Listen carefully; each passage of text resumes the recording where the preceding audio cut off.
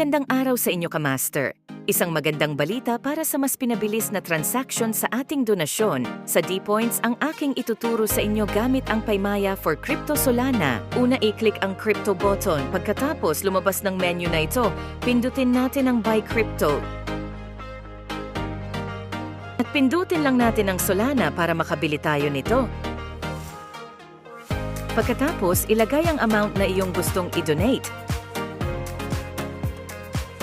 Sundan lang natin ng maigi ang video na ito, Kamaster.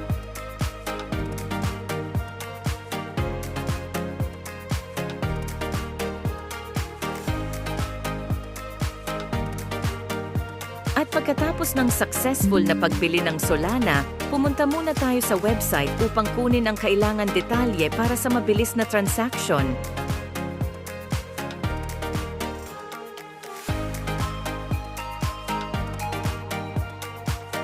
At pindutin lamang ang donation button sa ating website, pindutin muli ang Crypto Instant logo na ating makikita. At pagkatapos muli nating pindutin ang donate button tulad ng nasa video na ito, mag-scroll tayo pababa at pindutin ang Create a New Transaction, Kamaster. At pagkatapos nito, pindutin ang copy icon sa deposit address, Kamaster. At pagkatapos nito, maaari na tayong bumalik sa Paymaya app, Kamaster. Pagkatapos pindutin ang Send button sa ibaba, pindutin natin ang Solana. Pindutin ang Enter Amount at pindutin ang Max button. Pindutin ang Sol address at ilagay ang ating kinopya mula sa website. Pagkatapos, pindutin ang Continue button at kumpirmahin ito.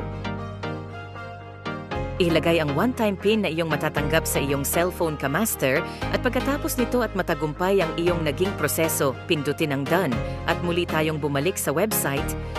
Pindutin muli ang Donation button at Donate button, Kamaster.